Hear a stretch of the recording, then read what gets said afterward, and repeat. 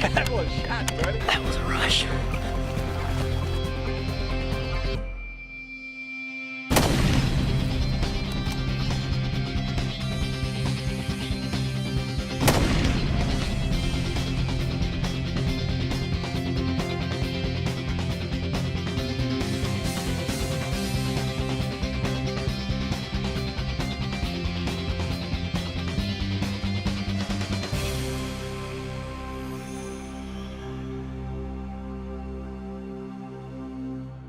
Okay, let's rock and roll. Yeah, I've been dreaming about bringing these guys to Africa with me ever since they was about that high, about 5, 6, 7 years old. They started getting their whitetails when they were in Texas around 7 years old. Wow. You know, I'd come over here and see all this, and the culture of the country and the people and all the game animals. You go over a hill like this, you don't know what'll be standing there each time. So that's what really makes Africa so interesting. And I'm just glad they finally got over here. They get interested in race cars and girls, pretty soon they'll be too busy to come. Yeah. There's a lot of zebra on this place. Yeah. Well, it seems to be congregating here by the lake, so we've got to be on the ball. Okay. Yep. Altitude 1246. In the racing season, you'd only have 2 months right after the season ends, because you start testing in January, and try and spend as much time as we can in the outdoors. You know, it's something we've always done since we were really little. My grandfather's always taken us out in the outdoors and put together a trip for us to come here, and just cool to be able to spend a little bit of time away from the racetrack and out doing something that we really love to do, and doing it with family. That's right. That's good. Just about on the center line, and then a couple of inches high. That's perfect. With Austin racing the truck series, and I'm running a different series, the ARCA series, my grandfather and my dad going to the Cup series, and we all don't get to spend much time together. But being out here in Africa together is really fun. We get to catch up on all the things we've gone through this year and just have fun and relax and kind of get away from our busy schedules. Just see if you can get real comfortable. 6 feet. Breeze. Shot the same target, bottom target. No. What I would shot before. You know, I got to be one of the luckiest granddads in the world, you know, to have 2 grandsons that really like what I enjoy, and that's racing and spending time in the outdoors. And you know, when I first came to Africa back in the real early 90s or late 80s, I always dreamed of bringing you guys over here, and here we are today.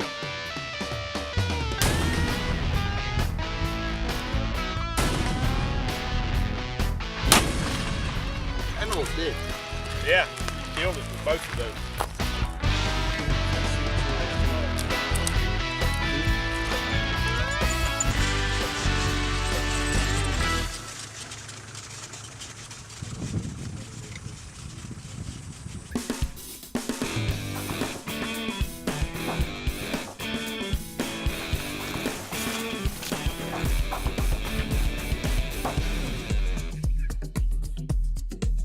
Dad, achia. And she's pregnant. Achia. Achia. Machia. Machia.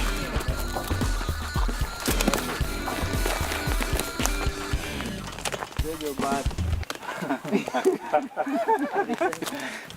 When you give up.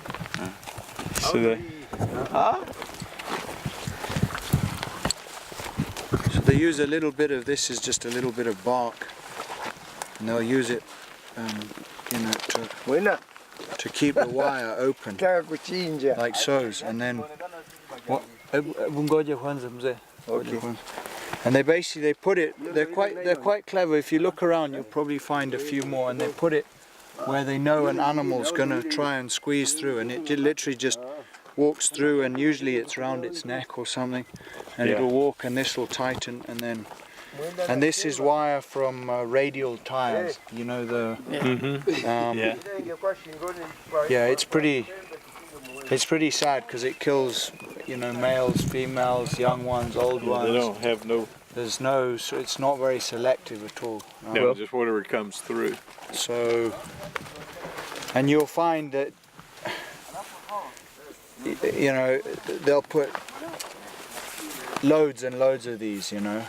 There's places you'll find sort of, they'll put like thorn bushes across an open valley, and then they just leave, like they make an artificial fence and they leave a little gap, you know. And there might 50, 100 snares in an area, you know. Yeah. You see this? You see that one's got a bit of cloth on it. This is like the guy's ID tag. So someone else walking along, he knows, amongst the poachers, they know this belongs to so and so, and but yeah. And then they have, I mean, these are sort of mainly for impala, mainly impala. Something like a zebra or a waterbuck or buffalo usually will manage to break these. Pretty wild. Yeah, eland hunt was like the first real hunt we went on.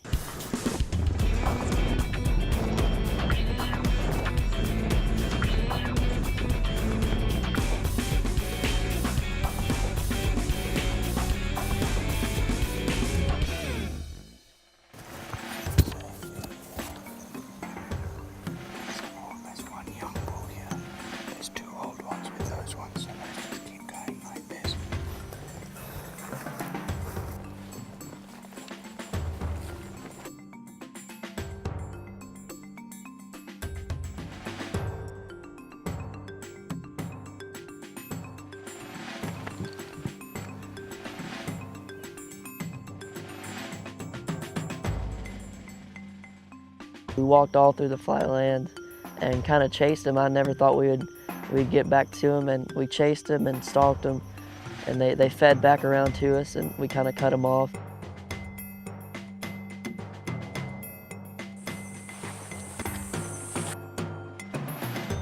You see the black one in front?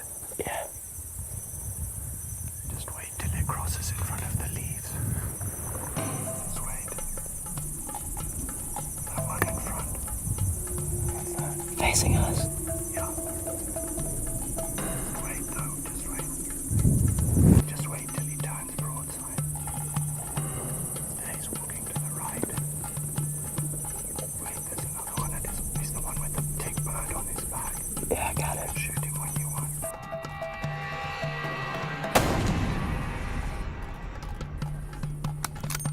Just wait, just wait. Wait. You see he's looking at us.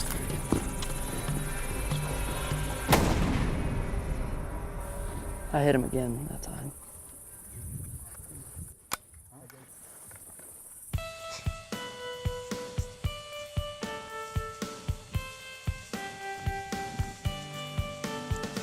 It's really a fun deal to watch them and watch the excitement. And when I walked up on Ty after he shot his eland. Congratulations, buddy.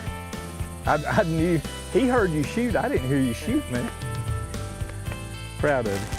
Neatest part of it was last time I seen that smile on his face. He won the ARCA race over in Kansas, and he had that same smile on his face when he shot his eland. So I knew he was happy. That's good. I bet you that was 3 miles, 2 or 3 miles. That's a long way. I was standing there watching the herd, and I said, man, shoot. I was wanting to shoot. And I never did. They never ran. They never did anything for a while. That's when he said, come get us. We fought them like all the way around this ridge. They just kept pushing, then they came back. They started coming back across. We caught them perfect. That'll be some good eating right there. Yeah. Those back straps. Speaking of eating, let's go eat. We're ready. Let's get some quick photos. It was really cool to get that first big animal down. Eland's a really cool creature. They're really big, and most people don't get to see them. And, it was a really exciting hunt.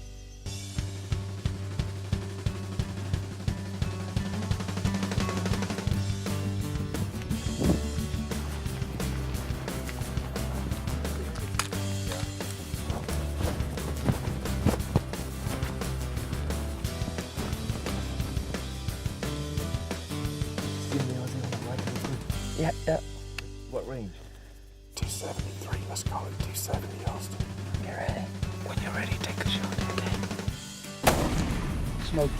Oh, he dropped like a rock. Cool, buddy. Great shot, great shot. That is a great impala. You guys did a heck of a, that was a heck of a start. Thank you. Let's go and have a look. Let's do it.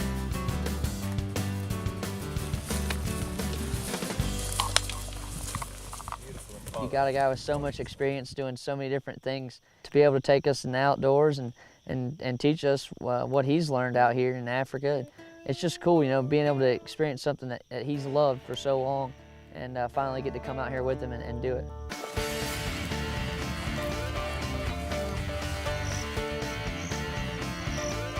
Let's get to this big tree. Sit up. All right.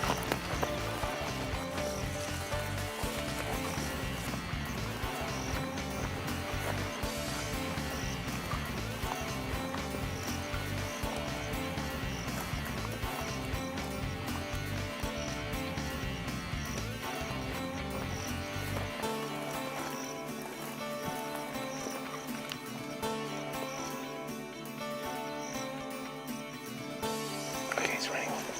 Yeah, let's go then.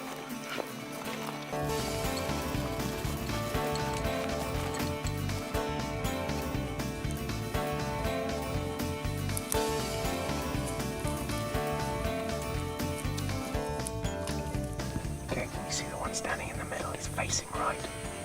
Right in front of the other one? Yeah. Yeah. No, he's grooming himself. Okay. Okay, when he turns broadside, take your shot.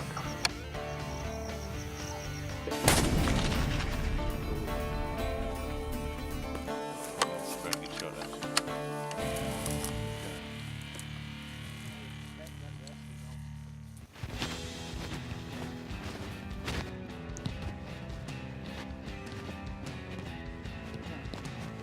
Thank you. Wow. Now that's a reed buck. I mean, you've been telling me all week what they're supposed to look like. I've been pointing at them all week. No, that's a reed buck. With a mass cracking here.